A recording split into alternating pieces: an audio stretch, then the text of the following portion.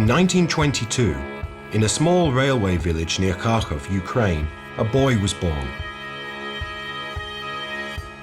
By the age of 5, he already knew the alphabet and had begun to write his own stories. But most surprising were the drawings in his notebooks with unexplained captions. Only a few decades later was the meaning of these words revealed when their connection with the extinct Maya Indian Empire emerged. How these fantastic images entered the mind of the child remains a mystery today. Whatever it was, a strange sign of fate highlighted the incredible destiny of the 5-year-old boy. For in the future, it was him who achieved the great scientific feat of revealing the secret of the ancient civilization of the American continent.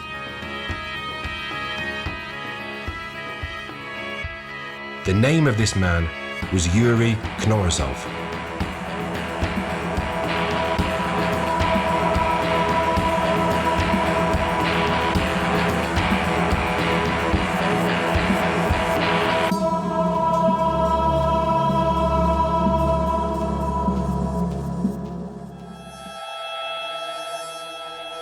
It's the beginning of the 19th century. American traveler John Stevens makes his way through an impenetrable jungle in southern Mexico. Suddenly, in front of him, a high hill of regular geometric form appeared. The natives accompanying him cleared the dense vegetation and stepped stone structures opened up to the American.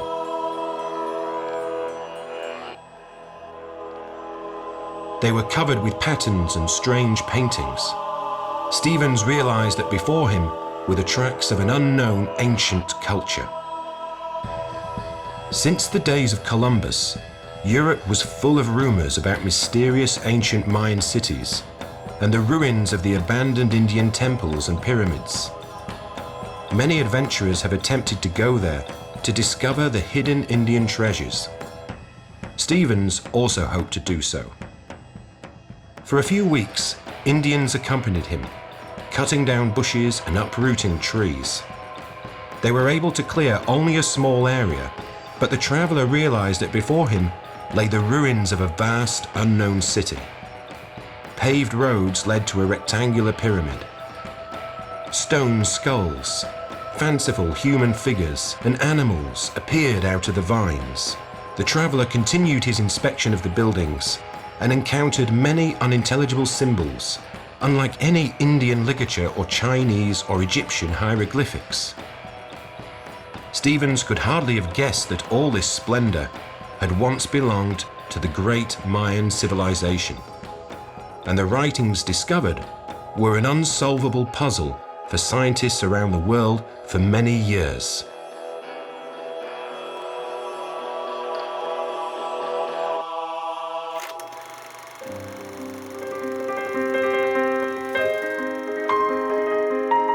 The parents of future scientist Yuri Knorozov, like many educated and intelligent young people in the early 20th century, are fond of literature, music, and psychology. They met at a public lecture by famous psychiatrist Vladimir Bekhterev. His ideas related to study of the brain seem to have opened up new perspectives in understanding human nature and people's incredible abilities. New ideas in pedagogy were proposed. The young couple decided to bring up their future children the Bekhterev way, to analyze their drawings from the first year of life, test different skills, and develop those in particular in which children can succeed. The father especially taught his children to use both their left and right hands, as he believed it would help them develop both hemispheres of the brain. Valentin collected a whole library of detective adventure novels and stories about explorers for the children. Yuri and his brothers invented and solved codes. There is no doubt that it was then that his desire to solve various mysteries began. What one human brain thinks up can be guessed by another, Knorozov's father regularly used to say.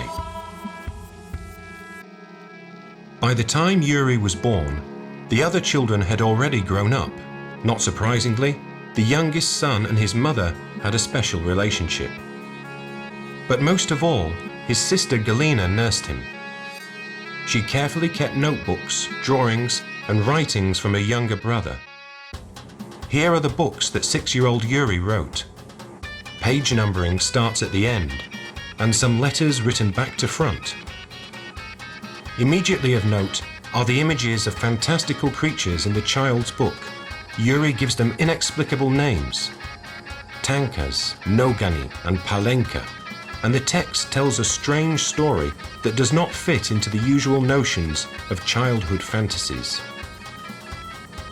We asked a well-known expert in child psychology to comment on these drawings, deliberately not mentioning who had made them.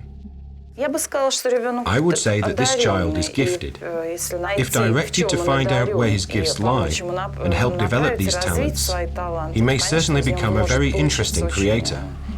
At the same time, the sharp teeth, claws, and big wide eyes also show the child's fear.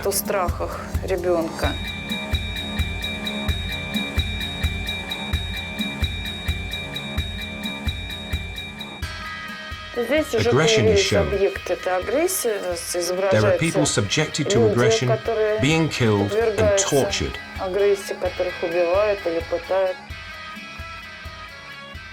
The child is an introvert, or simply doesn't get on with those around him, and prefers to delve into his own fantasies. The mother and father tried to create an ideal island for the children, shielding them from the harsh reality of the young Soviet state. Pre-revolutionary life was somehow special. It is not by chance that Knorozov later said, "I was born into a family of Russian intellectuals." Yuri drew beautifully, and he learned to play the violin.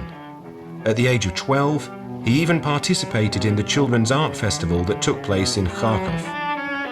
That was in 1934. In the same year, a terrible famine broke out.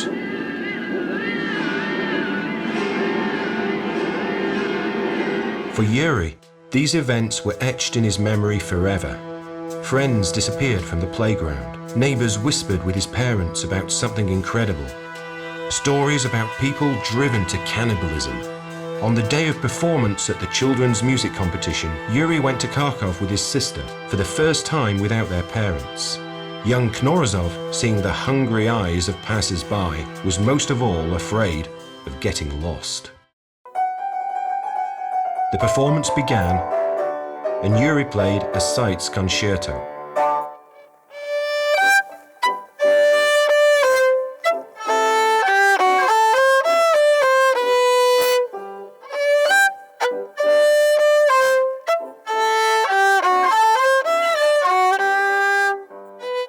The violin concerto performed by the young, naive boy touched the audience. The audience was transfixed.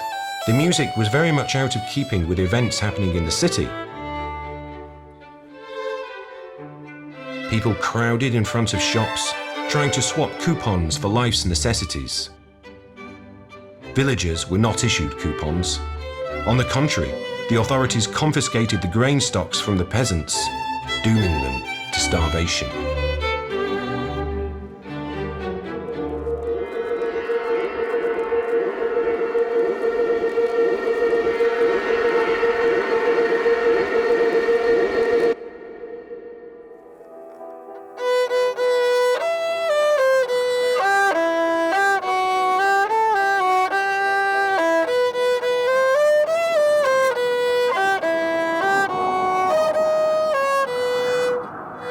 Yuri took first place in the competition. After the festival, he went home with his sister in a half-empty carriage. This horror, a musical celebration in the middle of death, remained in his mind for life.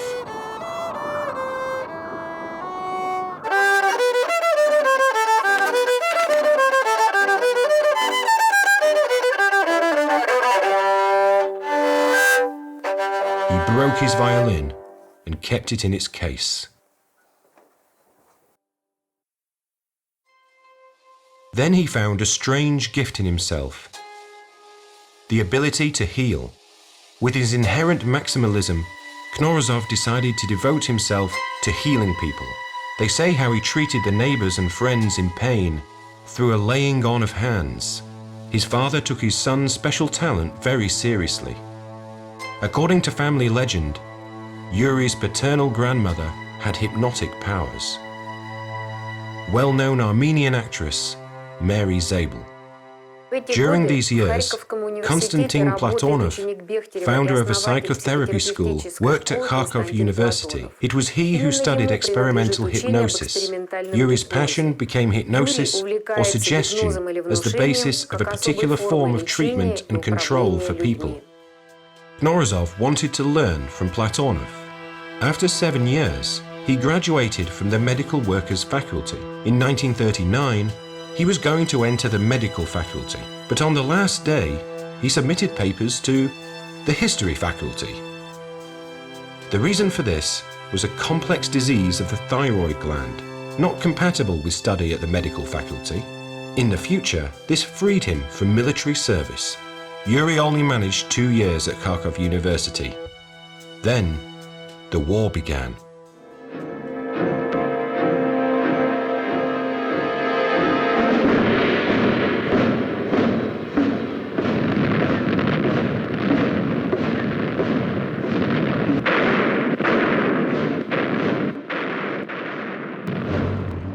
In July 1941, he was issued his military card, and as a non-combatant, he was sent to dig trenches. The Germans were advancing rapidly, and soon the citizen soldiers found themselves in a territory occupied by the enemy. Fleeing from captivity in Germany, Knorozov managed to return to his mother and discovered that the Germans had already occupied their house.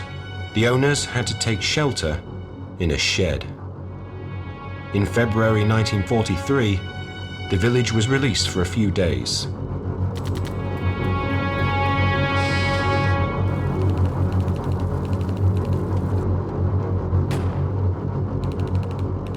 During the withdrawal of Soviet troops, Yuri and his mother went to the Voronezh region. Having got there, he sent his mother to Moscow, where at this time his father was controlling military transport. He himself went to the military enlistment office and requested to go to the front. However, he was again seen unfit for military service and sent to teach in the village of Staraya Krusha. On the way, he suffered from typhus for 6 weeks. It was only in late autumn 1943 that Yuri got to Moscow. By this time, Moscow University had returned from evacuation. His father put a lot of effort into his son continuing his studies at Moscow State University. With the loss of a year, he was accepted into the second year. Classes began here. A new student appeared among the second years. He wore a shabby overcoat and was distinguished by his strange manners. He was abrupt, awkward, and at the same time polite in an old-fashioned way. He introduced himself as Knorozov, but he soon earned the nickname Sinuhe, after the ancient Egyptian explorer, known for his passion for life. By the end of the war, the Knorozov family was living in Moscow. Altogether, they were crammed into a small apartment. Grandfather and Uncle Yuri lived here for several years after the war until grandfather retired, and they lived in that room together. And we all lived here, grandmother, sister. Boris gave him an overcoat. It went down to his heels, cavalry type of coat, and father gave him a scarf, 2.5 meters long, because of his skinny neck, and he has a scar there after some injury. It was wound round his thin neck, and the ends hung down to the ground. War, wandering, and disease did not weaken Knorozov's interest in hypnosis and altered states of consciousness. He was trying to understand where the amazing abilities that make shamans and sorcerers do the impossible come from.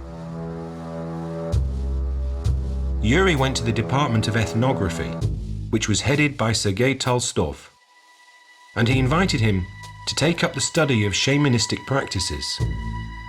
He wanted the young scientist to be seriously engaged in religious cults in Central Asia. His research supervisor was Professor Tokarev. In 1947, the archaeological expedition to Uzbekistan was organized for excavation of the ancient state of Khwarezm, which flourished here thousands of years ago. Knorozov went without hesitation. The archaeological expedition started a systematic survey of the monuments of ancient Khwarezm. Thousands of kilometers were traveled by camel and car in the deserts. During these journeys, they often had to pass through alkaline lands and difficult sands. As well as land research, the Khwarezm expedition widely used aviation in archaeological research for the first time in the Soviet Union. Tolstoy managed to interest Knorozov in the ancient rituals of the Sufi shamans, who secretly continued to exist there. During a special ceremony, Decrypting, shamans cured illnesses and even predicted the future. To participate in the Decrypting himself, Yuri left excavations and travels for a remote village.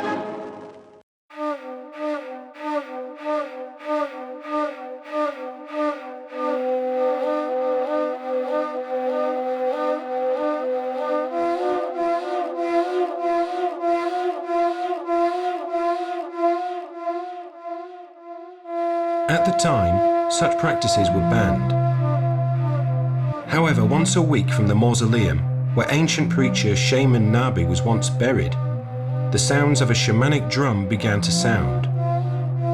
Then, from all sides, nearby residents secretly flocked to the cemetery, including local authorities.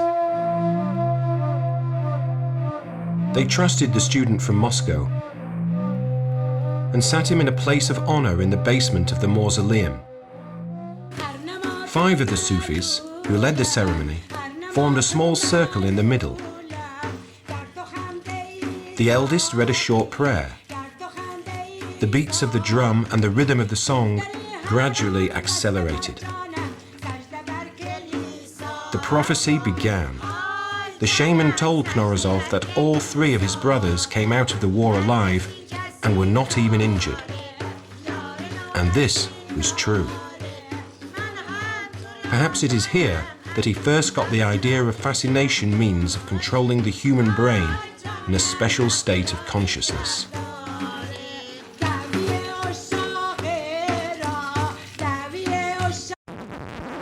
All his life, Knorozov tried to delve into the absolutism of human activity. It was these secrets that he found most fascinating. Once his attention was drawn to an article by German researcher Schellhaas entitled Deciphering Mayan Script, an Insoluble Problem. I was still a student at that time. However, I decided that this could be solved. What is invented by one human mind can be understood by others. Professor Tokarev opposed the undertaking with Deciphering. He did not believe in its success. He well imagined what it would mean for an unknown student from Russia to challenge the world's luminaries and fruitlessly beat away on this problem for many years. In short, Tokarev was afraid that Knorozov, who had no chance of visiting Mexico, would be stuck with an insolvable problem and be distracted from real scientific issues. Meanwhile, Yuri began to collect literature on the Maya civilization. On separate sheets of paper, he drew Maya symbols and hung them in his room.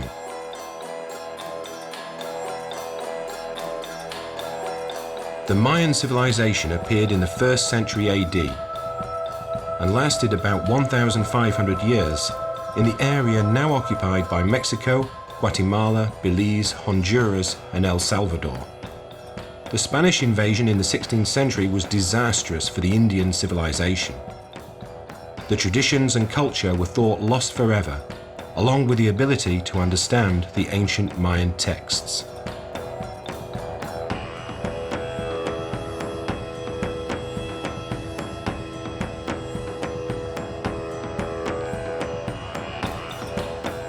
After the conquistadors, Catholic missionaries began to arrive, enslaving the Indians to the New World.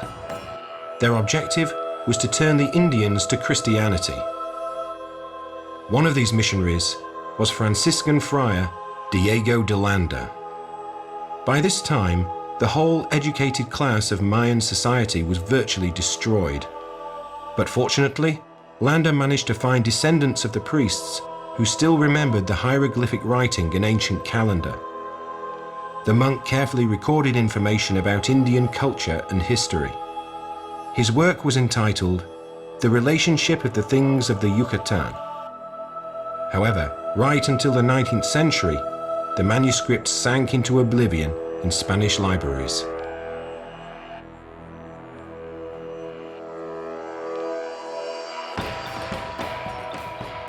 By the mid-20th century, a special direction in research was created, Mayanistics. In the US, this new school was headed by Eric Thompson. He had unsuccessfully tried to decipher Mayan script. He could not suspect that this problem would soon be resolved by an unknown young Soviet researcher.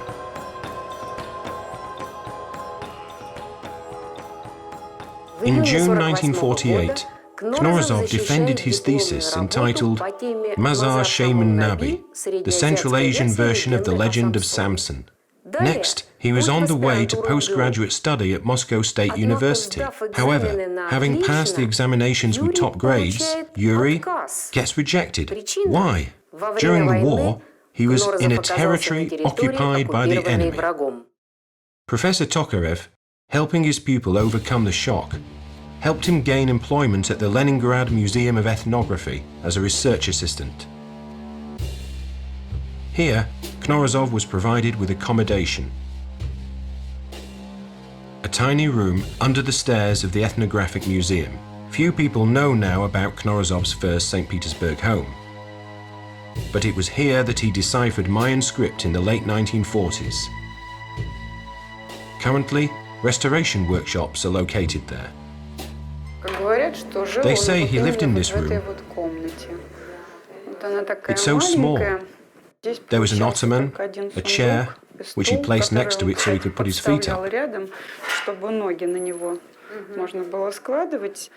The ottoman was covered with a blanket and he slept on it.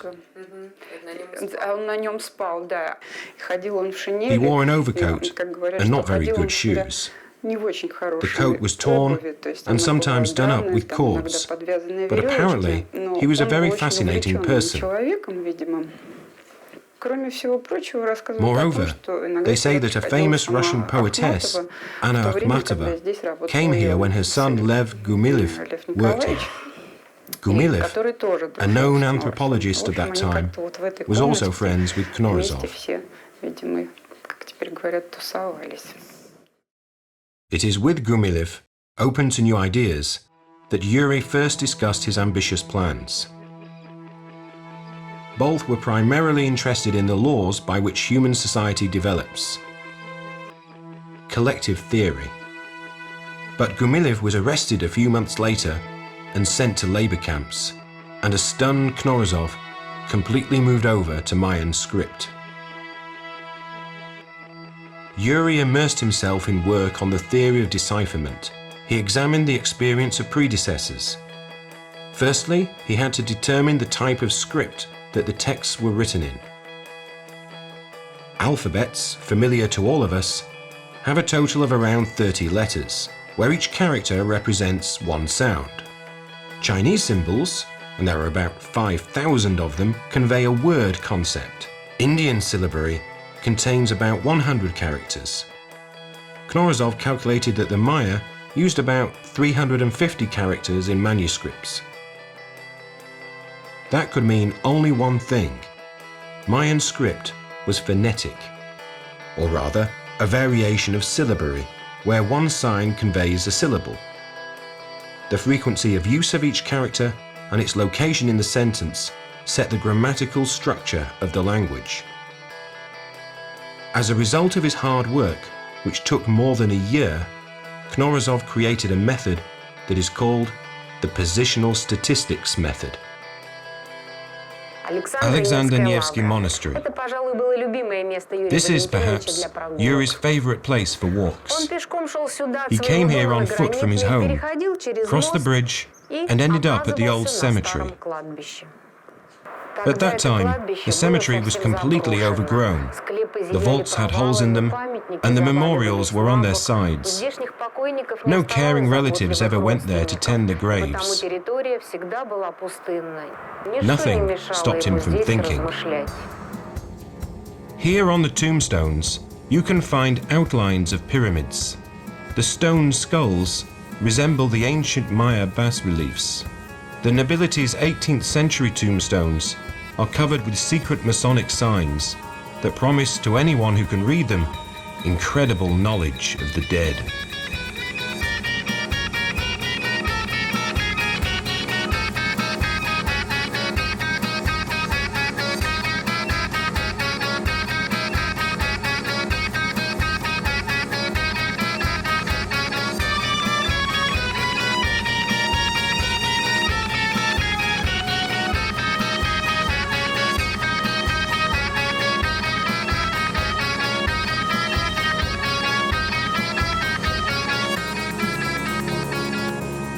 It seems that unable to directly touch the Mayan ruins, here the young researcher found a resemblance to the ghost town of the Indians.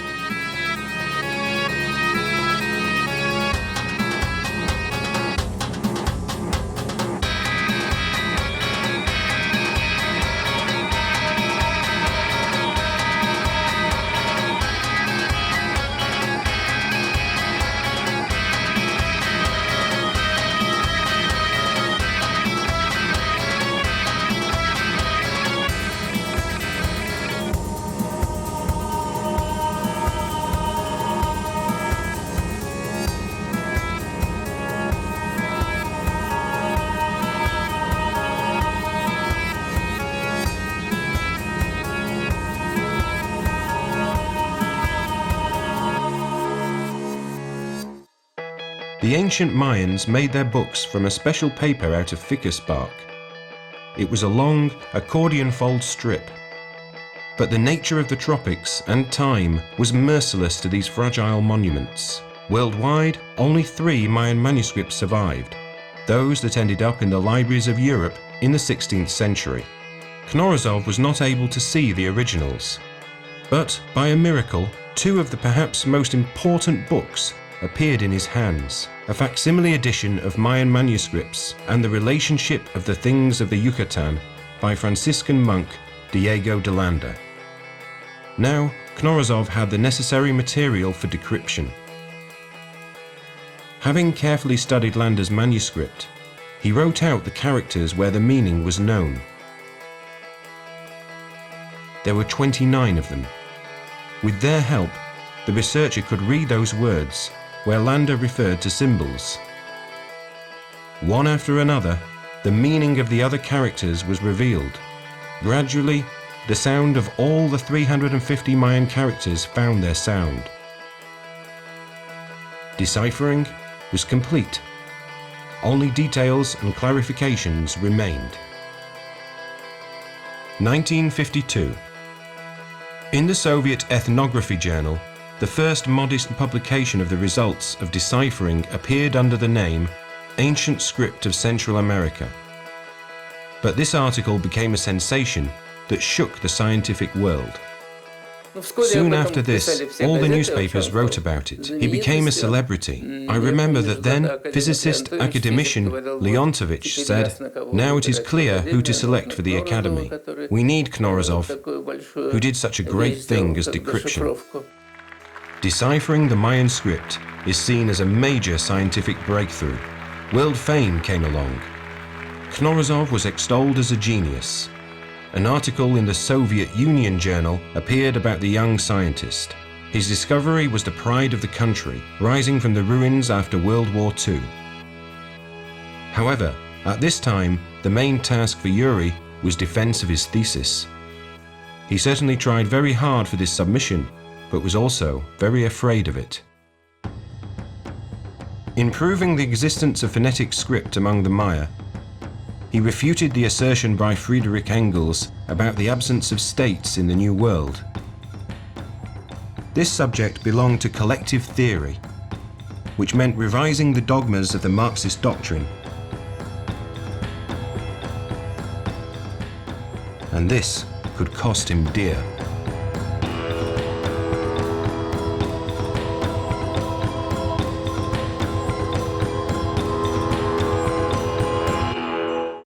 In this hall in 1955, defense of Yuri Knorozov's dissertation took place.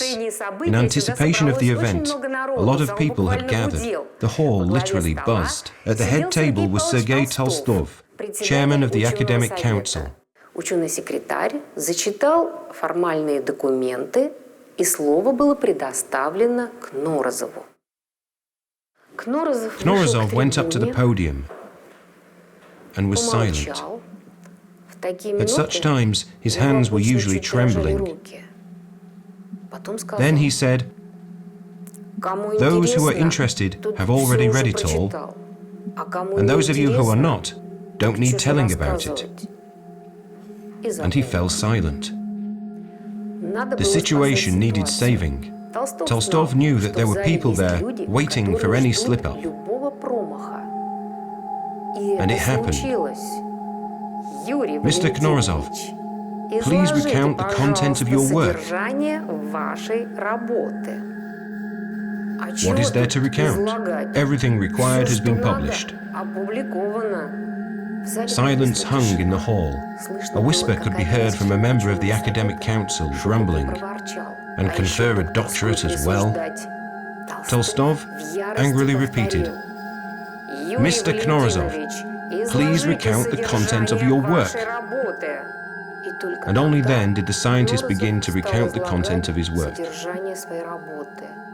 Afterwards, Yuri was awarded the title of Doctor of Science. The international significance of Knorozov's discovery finds such resonance that having been in the Nazi occupation zone was not even remembered, allowing him to go to a congress in Copenhagen in 1956 with a report on the deciphering of Mayan script. An interest in the mysteries of the Mayan civilization arose among a variety of people. Soviet researcher Yuri Knorozov deciphered the Maya script after several years of work. One after another, camera crews came. He was invited to read public lectures, to speak at various meetings, and to give interviews. The young scientist's research made a valuable contribution to ethnography. However, public attention quickly became irritating to him. They say there was an incident when a group came to film a documentary about him, and Knorozov suddenly appeared in front of the camera, blindfolded. When questioned by the astonished director, he replied, "My eye hurts." They had to film him like that. Yuri Knorozov defined the system of writing of the ancient Maya. He proved what the hieroglyphics on the inscriptions were. The director was forced to give up the idea of a film, and his eye was back to normal as soon as the crew closed the door. I called and said, "Yuri, what's up? Why?" He said, "I just can't. I don't know what they want and all that." And much more sternly, he said, "I'm fed up with them." Home of Yuri, second floor flat.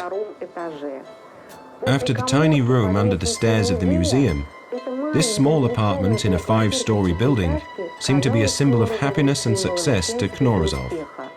At that time, he has a job he loved, a family, a beloved cat named Aspid, and her offspring. The Kunstkammer. Previously, a part of the Leningrad Institute of Ethnography of the Academy of Sciences was located there. Here on the ground floor, Knorozov's office was located. This is Yuri's desk. He worked behind it for almost 50 years. He kept a piece of chocolate for the ladies and headache tablets in the desk, and he was very glad when they helped someone. Knorozov is known as the man who deciphered the Mayan script, but in fact the range of his scientific interests was much wider. Under his supervision, the Mayan script, Proto-Indian script, and that of Easter Island were deciphered. But most of all, he was interested in the problems of the human brain, how man thinks. He had his own theory of communication. He was actually engaged in a very large number of other things, which, on the one hand, were only partially put into specific articles. He studied shamanism, and did write something about this. He needed shamanism as part of a general concept. Knorozov's method allowed the decryption of any other ancient writing system. He really did not understand how anyone could develop a lifelong particular topic. Any scientific problem was for him part of an integrated system, and to resolve it, he had to move in different directions. For traditional science, particularly historical, such a systematic approach is hardly acceptable even now. It is considered that antiquity should be studied by a historian, decryption by a linguist, the brain by a physiologist, behavior by a psychiatrist. For Knorozov, such restrictions did not exist. His mind simply did not fit into the conventional framework. The Presidium of the Academy of Sciences was interested in turning Knorozov into a model Soviet scientist who would participate in court intrigues and social events. But he was clearly not suited for this role. Therefore, he was unsuitable for many of his colleagues. Above all, Yuri valued a person's ability and willingness to work, and not their job status or academic rank. After the Copenhagen Congress, Knorozov ceased to speak abroad. Meanwhile, an increasing number of letters were sent from foreign colleagues with invitations to visit Mexico, the USA, France. But he never received these letters. Only in 1975 was Yuri awarded the State Prize, 20 years after deciphering Mayan script. But he had no time for regrets. He sat for months reading new Mayan texts, and ancient books revealed what erudite priests knew and wrote about. The Mayan codes had a precise calendar, a picture of the universe and knowledge of the cosmos. There was a schedule of events and daily activities. Priests even regulated the conception of children. Much of what the codes told was significantly different to what scientists had expected without having access to the original texts. And here we should recall the strange coincidences in Yuri Knorozov's life. Among the child's drawings was a strange blue beast, named word Tamkas, unintelligible in Russian. Only now, reading the Mayan texts, he discovered that in the language of the Maya, the word means Milky Way. The Indians imagined the Milky Way to be in the form of a feathered serpent. In those pictures was another weird character, a snake with a strange name, Palenque. Only now does Knorozov learn that Palenque is the Spanish name for one of the most mystical Mayan cities. He read texts, and it transpired that the real name of the city was Stone Home of the Snake. At this time, sensational news from Mexico arrived. A few years ago, archaeologists began to study the temple's inscriptions in Palenque. Archaeologists discovered a crypt.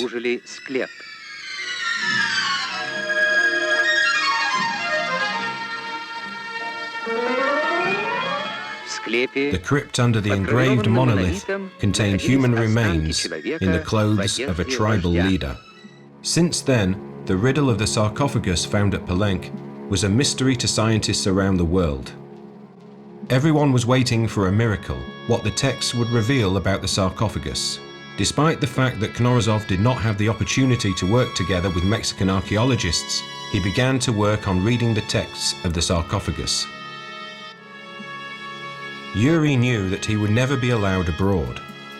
And then he came up with a surprise move which gave him the opportunity to somehow get closer to the lands of the Maya. Studying colonization routes of America, he began to organize expeditions to the Kuril Islands. At some point, these islands served as the bridgehead for distant Mayan ancestors who were arriving to the Americas. The Kuril Islands are attractive for those seeking an insight into their distant past, as they became for Yuri Knorozov.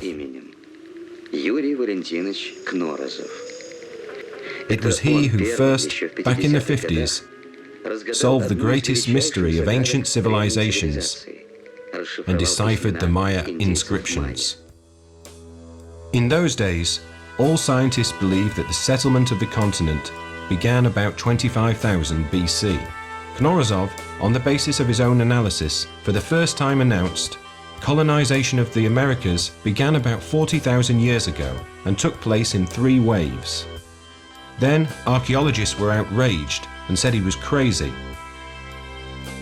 But now those figures are considered generally recognized. Mid-1980s. Perestroika burst forth.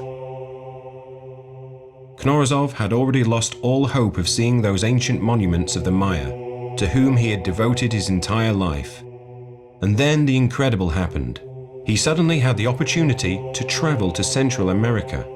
For the first time, he went to Guatemala at the personal invitation of the president of the country. Initially, officials of the Academy of Sciences, as always, replied that Knorozov was busy and could not come. But there was a man who was able to organize the first visit for Knorozov to Guatemala at the end of 1989. He was Guillermo Ovando. It was the summer of 1989. Then, the country's First Lady, Raquel Carrizo de Blandón, came with a private visit.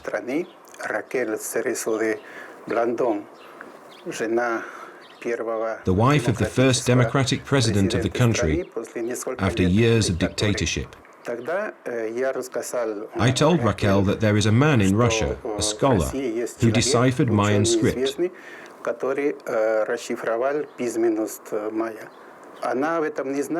She did not know about this, and immediately her eyes lit up and said, "It would be nice if he could visit." Until recently, Knorozov did not believe in the reality of a trip to Guatemala. In the 45 years since deciphering the Mayan script, he had thought about this country for too long, often imagined it, knowing too much about its history.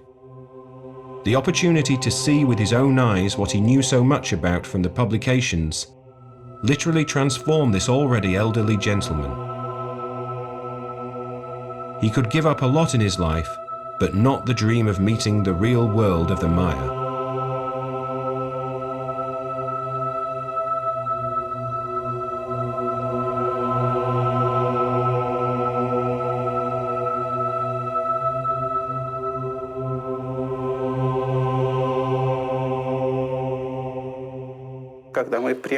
When we arrived in Mexico, it was winter in Russia, and Yuri traveled in a hat and coat. But in Mexico, it was warm, plus 25 degrees. It was very funny that he always wore a hat, and everybody looked at him, and they were surprised that he wasn't hot. But he said that he felt just right.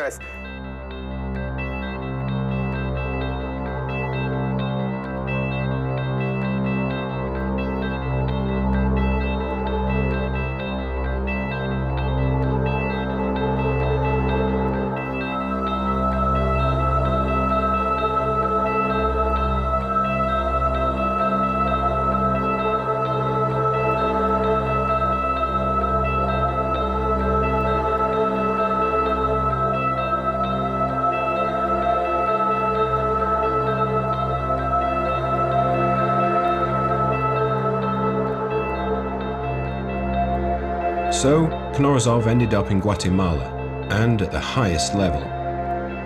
In the autumn of 1994, on behalf of the President of Mexico, he was given the country's highest award, the Order of the Aztec Eagle. A year later, Sarina Martinez, the cultural attaché at the Embassy of Mexico, managed to organize a trip to Mexico for Knorozov. At last, he was invited to Mexico, and he went to the embassy to obtain a visa. It was interesting that I knew who Knorozov was, even though I'd never seen him. For me, it was a wonderful kind of abstraction. He was an amazing man, a humanist, a scientist, who made an enormous contribution to the history of Mexico. It was probably the most important contribution. The Mexicans welcomed Knorozov as a national hero. He soon found himself at the Mayanist Congress, making an indelible impression on his colleagues. When, before the trip, the Mexicans asked what Mayan cities Knorozov wanted to visit, without hesitation, he named only one, Palenque. And he also wanted to find traces of the most ambitious lady, named Yellow Makor. That was the name of the wife of the ruler of the Temple of Inscriptions, the fate of whom the researcher learned by reading hieroglyphic texts from the sarcophagus of the ruler. And fate has prepared a surprise for him. Literally on the eve of his arrival in Palenque, archaeologists discovered the sarcophagus of Yellow Makor. They call this finding the Red Empress because of the color of ochre that thickly covered the body of the woman. The results of excavations confirmed Knorozov's earlier findings. The Empress was ambitious, but after the death of her husband, she did not attain power. The Mexicans were shocked to learn that the scientists knew the whole story before the excavation.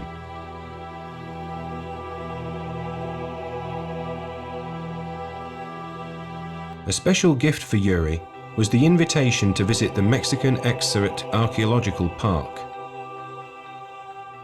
The owners of the park issue a paper by Knorozov in Spanish, devoted to deciphering Mayan script. For a few months he lived in the park on the Caribbean coast, among people who truly loved and honored him.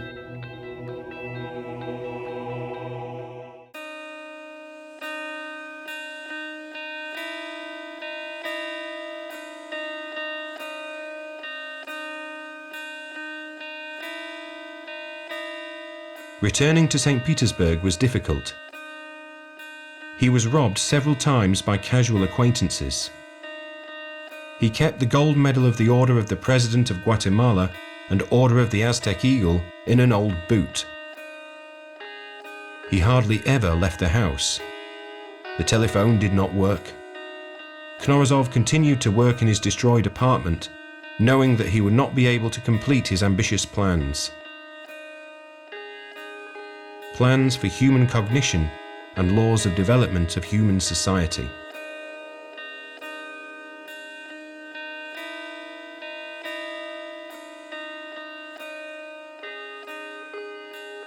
Soon after, the great scientist died.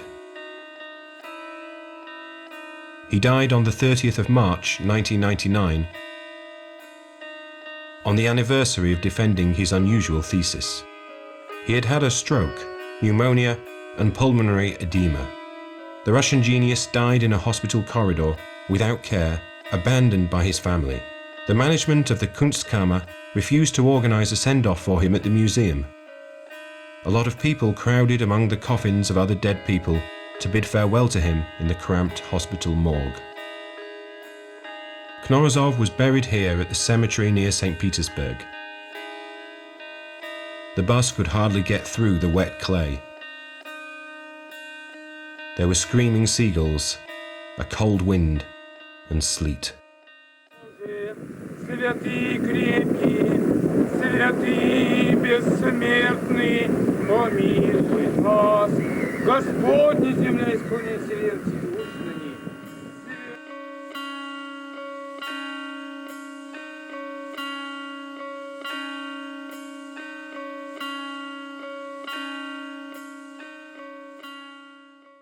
You see that the graves in the cemetery quickly become overgrown with grass. The same thing happened in 5 years to Knorozov's grave. A footpath was even paved. Yet the head of the Russian Senate at that time, Sergei Mironov, learned of this. He made no public statements and carried out no public relations campaigns. He just erected a monument.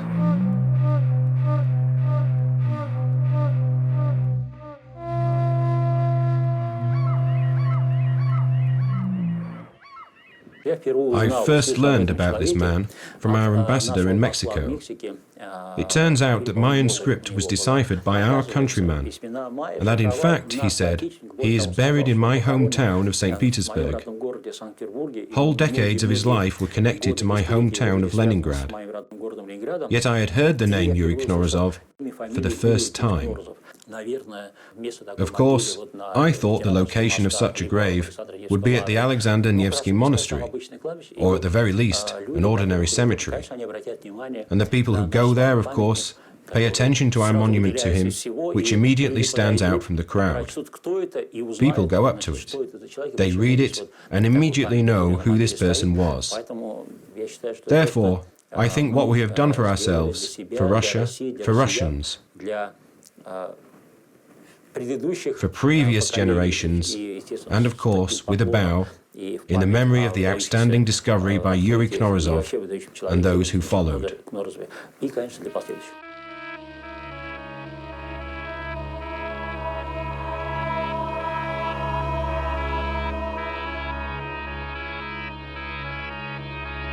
Is it true no one really lives on the earth? Not forever on earth. Not forever on earth, only a little while here. Though it be jade, it falls apart. Though it be gold, it wears away. Though it be Quetzal plumage, it is torn asunder. Not forever on earth, only a little while here.